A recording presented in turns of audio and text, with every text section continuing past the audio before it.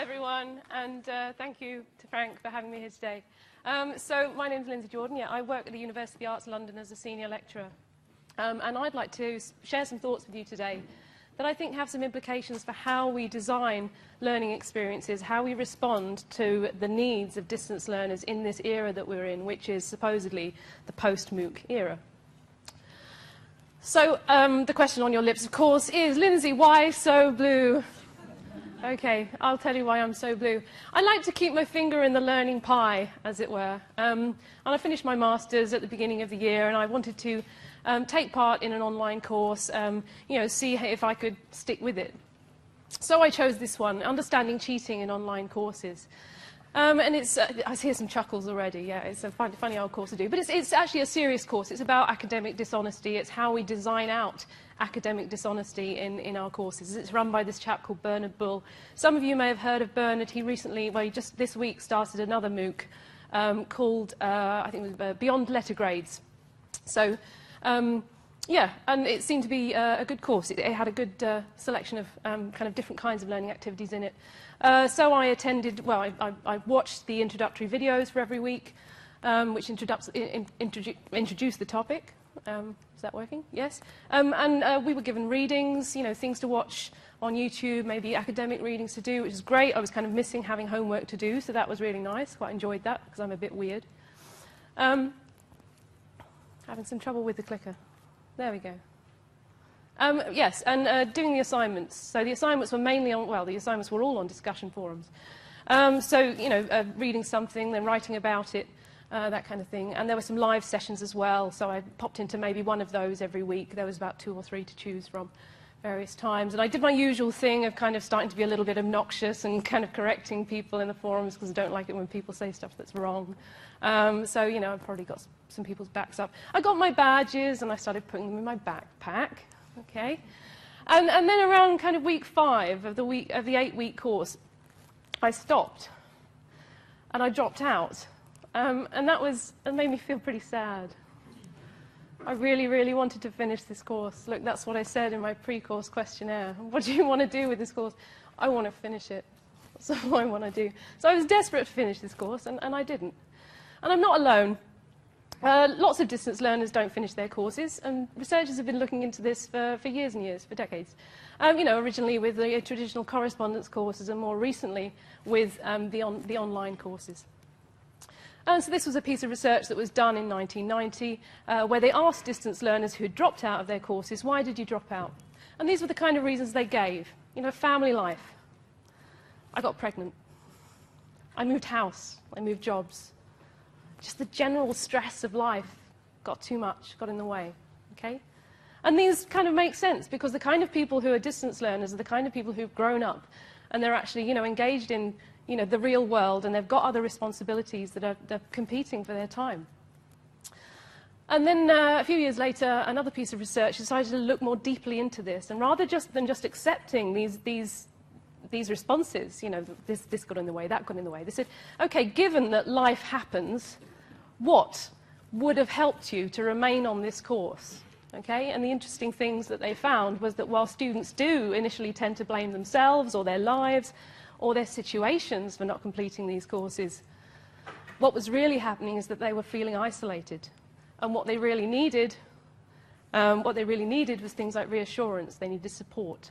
And they needed company. This Slater piece of research actually decided to try and characterize these successful distance learners. So it forgot about the dropouts, and it focused on the few people who completed these courses. And this is what it found. They found they were highly motivated. They were able to be independent, active learners. They were organized. Not only did they know how to manage their time, because, it's not rocket science, but they actually prioritized the management of their time. They actually bothered to manage their time. They were very self-disciplined, and they were adaptable to new ways of learning and new environments. Now, when I read this list, it makes me think of that scene in Pride and Prejudice where Darcy is listing all the characteristics of an accomplished woman. And Elizabeth says, my God, how do you know any of these women? They sound remarkable. And, she's right. This is a pretty remarkable list. Not many people are like this. These are exceptional people. But, people learn stuff on the internet all the time. There are things that you can learn on the internet. Here's one thing. This was a film that was released about this time last year. Anyone seen it? Not many, mainly women. It's a great film. It's a great film. You should see it. My boyfriend loves it. Okay, so there's a scene in this, there's a scene in this film where the lead character, Anna Kendrick, does this really cute thing with a cup, okay? It goes like this. Right, I'm going to really mess this up.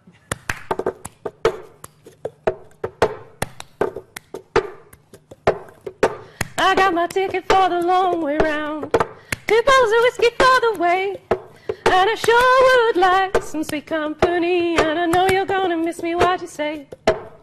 Okay? Like that.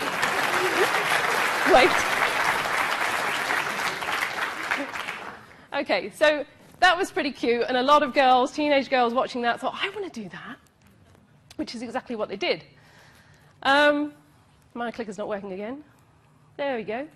So, you know, there was this big craze. It was this huge learning craze. It all went viral. Girls were kind of, you know, they were doing it in their living rooms and videoing themselves. And then, you know, Anna Kendrick got on the Letterman show, and she was kind of doing it on there, you know.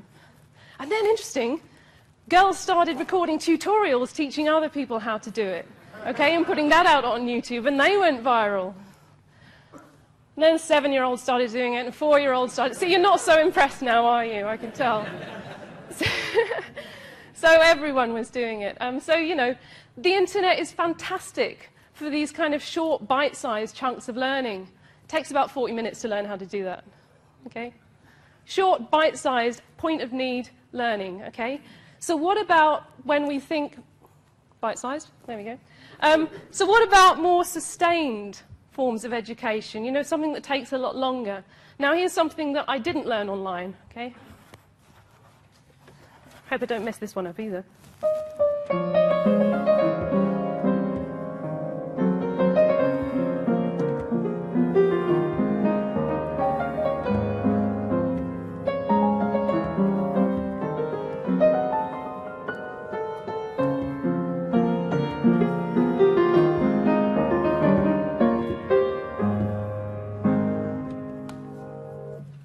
Hands are a bit shaky. So I didn't learn that online. I couldn't possibly learn it online. It takes a hell of a lot of discipline and a lot of planning to learn something that takes a long period of time. And this wasn't my discipline, and it wasn't my planning, okay? I was driven to my piano lessons by my parents, who paid for them every Saturday morning. There weren't any sleepovers on a Friday night, because Lindsay always has her piano lesson on a Saturday morning at 9:30. Okay, I was made to practice for half an hour a night. Not my choice, you know? And the motivation, I guess, I did want to learn to play the piano in the grand scheme of things, but when it came to the micro decisions about did I want to do my piano practice that night, no, I wasn't really very motivated at all. You know, it was mainly about parental expectation and this idea of this huge amount of money that was being invested into teaching us 3 kids how to play the piano, which my dad reckons comes to about £30,000. Eek. I felt a bit bad when you told me that. I think I should be better.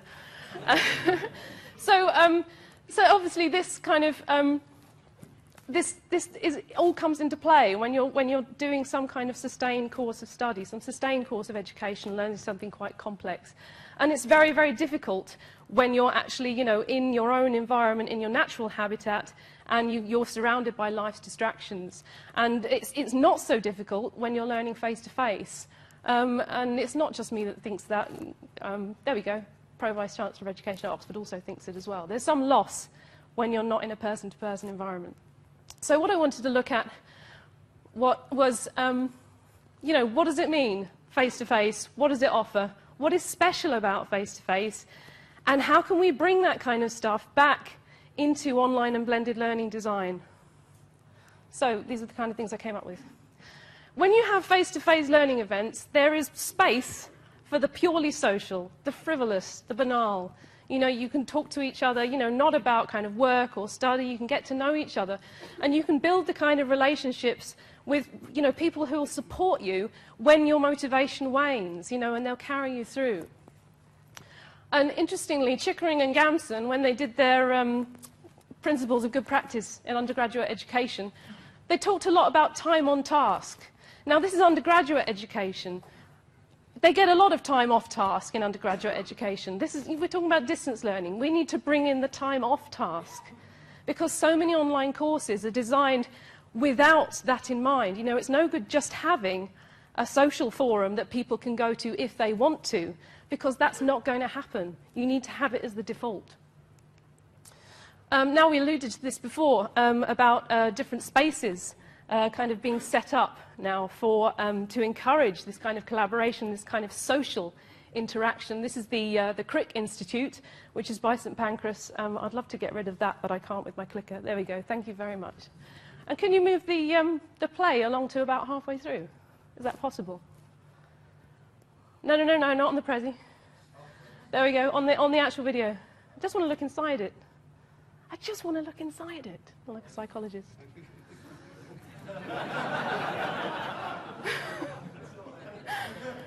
Well, okay, that's near enough. So the Crick Institute is based around this idea of this kind of big central cafe that seats about 1,000 people.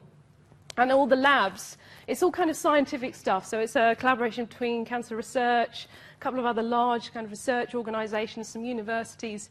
And all the internal walls are made of glass, so people can see what people are doing. You know, no one's shut away. And it's all based around this huge social space. It's scarily similar to our new site at King's Cross, our Central St Martin's site, which is built along the same kind of lines around this huge central space. To be honest, it's a bit of a nightmare to teach in because of the noise levels, and you know, it does create some problems. But you can see where they're going with this, about actually trying to architect in this kind of social collaboration. And similarly, Google Campus, the building just off Old Street in London, it's based around these kind of social spaces. It's a bit like a kind of cheap but funky public library, you know, and it's for startups to go and just kind of sit round a table with their laptops and kind of work together and socialize at the same time. So another thing about face-to-face is it's very difficult to ignore people. I think, you know, you're thrown together with a lot of different people, and when you're in a face-to-face learning situation, especially if you've got a good teacher who will mix you up and force you to work with different people, you know, you can't just kind of not talk to the person who, you know, maybe doesn't speak very good English, or the guy you don't think looks like you don't have much in common with. You know, you're kind of thrown together, and you kind of have to carry on those conversations. You can't, someone just can't say something and you just decide to walk away. But when you're in an online forum, it's much more acceptable to do that. It's much more acceptable actually just not to respond, or you know, you actually choose, you know, who to reply to. And that, I think, cuts down on the amount of serendipitous kind of commonalities that you can find with people, and it means you have it has a different flavour to the conversations that take place. So we've already touched on this idea of reduced flexibility. You know, this very rigid way that I was taught to learn the piano, and it was, you know, there wasn't any flexibility, any choice in that. And flexibility is often talked about as if it's a purely good thing, and I'd like to propose that maybe it's not.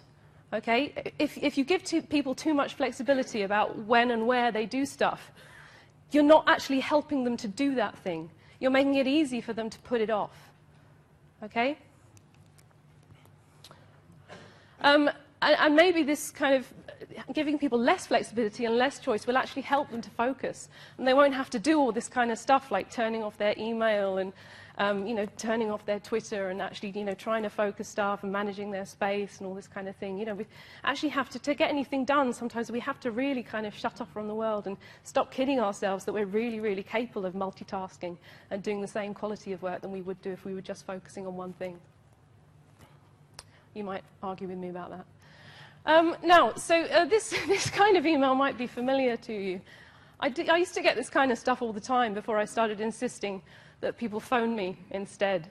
It's very difficult to actually resolve problems, especially technical problems, by email. And when you're working with online learners, especially people who haven't, you know, learned online before, or, you know, you're getting them to use tools that they're not familiar with, there's often a lot of confusion there. And not only are they actually not able to communicate what is wrong effectively in a way that you will understand, a lot of this is actually people communicating their confusion by writing a load of gobbledygook, okay? And, you know, it's good to be kind of sensitive to that and understand that. And, you know, now I insist that, you know, people phone me as a first point of call, especially if they've got some kind of technical query. Another thing about online communication is, I think, you know, not just email, but all forms of online communication, it doesn't necessarily bring out the best in people. I think when the more detached you are from a person, you know, the less present they are, it's much easier to be a bit rubbish. Do you see what I'm saying? And I think sometimes it's funny because I think people kind of labour under the illusion that by communicating online, they can present themselves the way they want to. They can take time, they can phrase what they say really carefully. But I think we all know, you know, at least one person who, you know, on Twitter or on their blog, you know, comes across as maybe a bit of a prat, but they're actually kind of quite nice face to face, you know. So maybe this is all an illusion. And this is what this is a fantastic book by Shelley Turkle. You might have heard of it because there was a really catchy little video, short animated video that Shimmy Cohen did of it. But yeah, this book by Shelley Turkle talks about these illusions and these fantasies that we're kind of almost subscribing to when we're using things like social media.